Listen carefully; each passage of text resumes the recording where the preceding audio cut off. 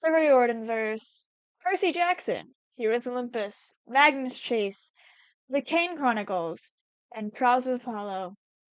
Today we will be discussing all that is queer and gay in this universe, which isn't as much as you would think, considering it's a universe based in multiple different mythologies that are. I will be going into. I'll be going in chronological order, and I will not be covering the Kane Chronicles as I have yet to actually read it. But I know, I'm a fake fan, but it's fine. Let's begin. The first instance of queerness in the Riordanverse, fuck, in the Percy Jackson universe is Blackjack. That's right, the fucking horse. Blackjack is transgender. He is a transgender Pegasus, and this isn't like a joke. He was introduced as a mayor in Sea of Monsters, aka girl, but as of Titan's Curse and beyond, he has been referred to as male exclusively, never as female ever again. This doesn't really say. There isn't really much else to say. It wasn't intentional, and Rick even came out and said that it was an accident. But there's a transgender horse, so moving on. Next, Nico D'Angelo. Nico comes out in book 4 of the Heroes Olympus series and is our first intentionally gay series in the universe so far. Yeah, as far as I remember and as far as I can tell, he is the first character to be explicitly gay in the entire series. And I want to put heavy quotes on his coming out because it's not really what happened. Nico is forced to come out in front of Jason and by Cupid, and he doesn't really want to at all. And he doesn't even say that he's gay. He just says that he has a crush on Percy. But later on, it's kind of explicit that he's homosexual. But he does get to come out to other people on his own and not being forced to, even coming out to Percy himself. And of course, he's gotten a boyfriend. So I guess he's a little better. Anyway, Rick has specifically said that he is homosexual. He is gay. He likes boys. That has been expressed as canon. The next person is Loki, actually. Loki is the god of chaos and mischief in the Norse myths and is gender fluid. Loki is a boy sometimes and a girl other times. And this stays true in the Magnus Chase series. Even if he is a guy for like most of the series, but he's explicitly mentioned to be a girl in multiple scenes. Next, Alex Fierro. Alex is gender fluid, just like her mother, and switches from boy to girl depending on the day, and sometimes it's convenient, sometimes it isn't. Alex is introduced in the second book as a shapeshifter, again, just like his mother. Alex is a great character, and while I am not gender fluid, and cannot speak like truly on it. What I've heard, it is decent representation of a gender fluid character. Next, Magnus Chase. Magnus Chase has a whole realization in book 3 that he likes boys, specifically that he likes Alex, that he likes a boy and also a girl at the same time. And Magnus is pansexual and he is so cute. It's so cute. And number 6, Will Salas. Will Salas is the aforementioned boyfriend of Nico D'Angelo. He is bisexual, and that is, I believe that has been stated that he is bisexual. And him and Nico are in a beautiful, an adorable little relationship, and they're a very cute couple.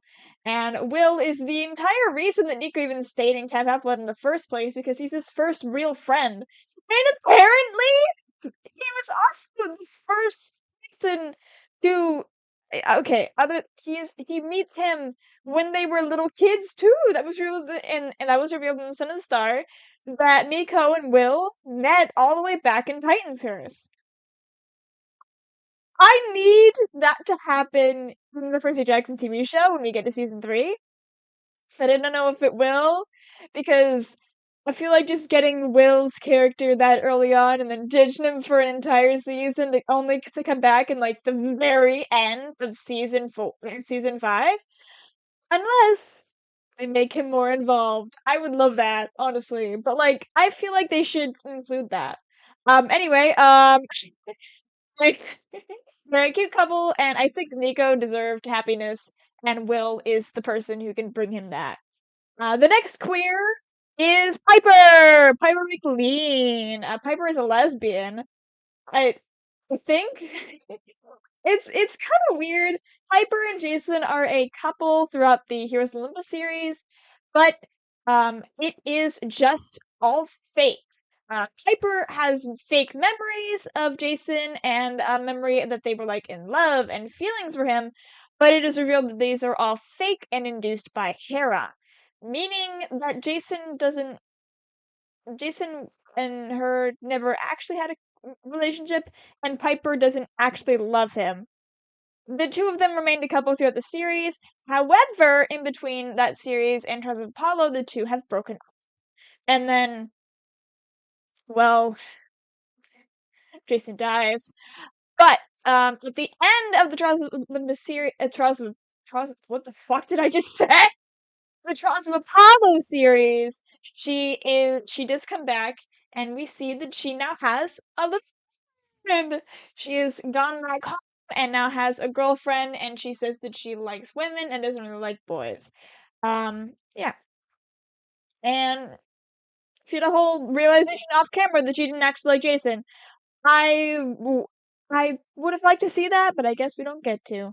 But I don't really care if it's a random girl that she liked. It's very cute. I love her. 8 and 9. I'm going to be pairing these two together because they are a couple.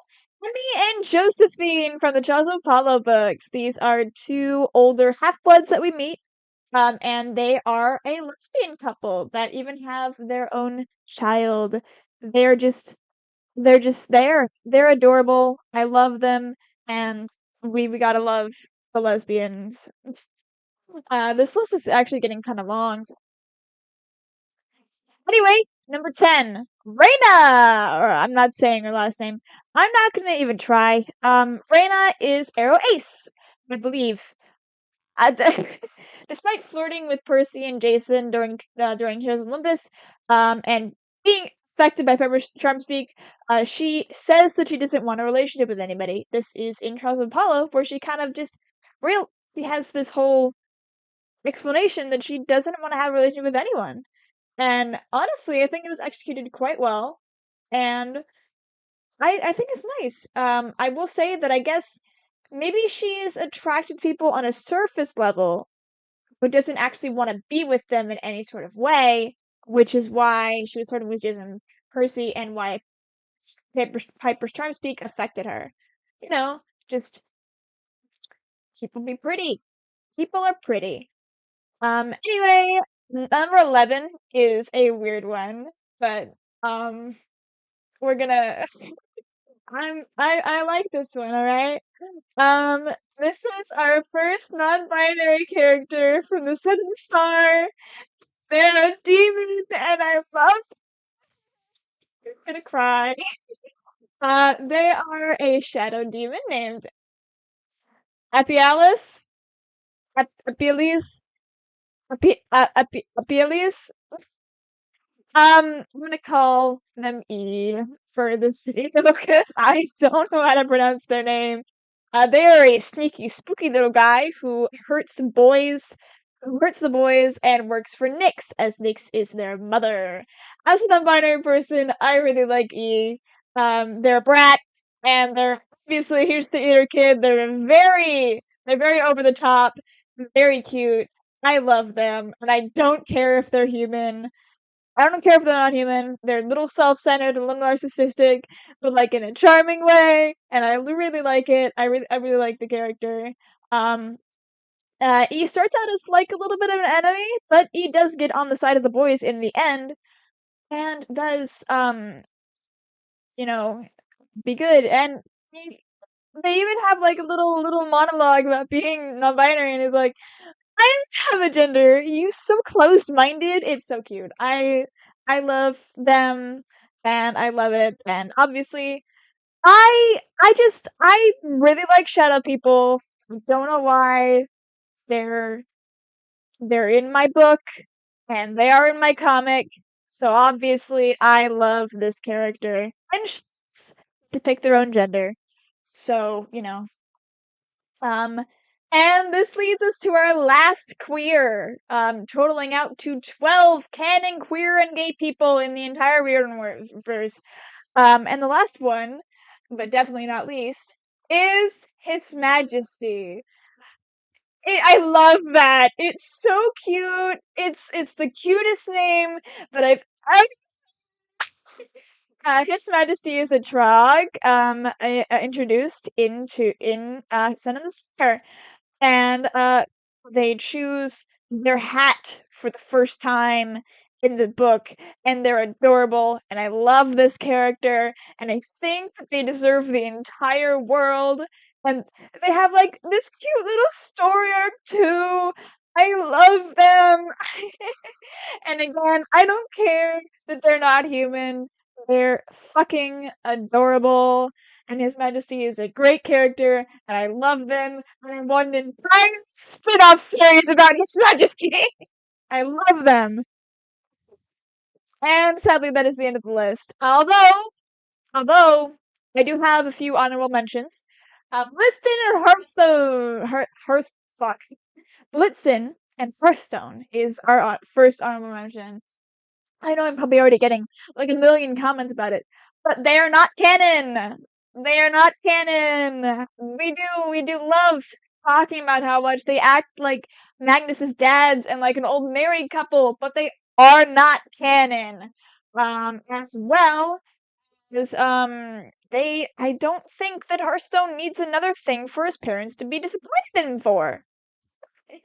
Um, finally, I should mention trans Will Solace. Will is not canonically trans, but Rick's thoughts on the canon are very vague, and he has said that he kind of like he's okay with the headcanon and likes the idea of it, but is not going to set anything in stone. Probably because the series is already ending. So, uh, but it wouldn't be the first time that he had made a trans character on accident. At Blackjack. Anyway, this makes a total of 12 canly queer characters in the Riordanverse. Comment down below any characters that I missed, if any, and comment your thoughts on Blitz and Hearthstone being a couple. In the meantime, I'm gonna go into Tartarus. I actually fell.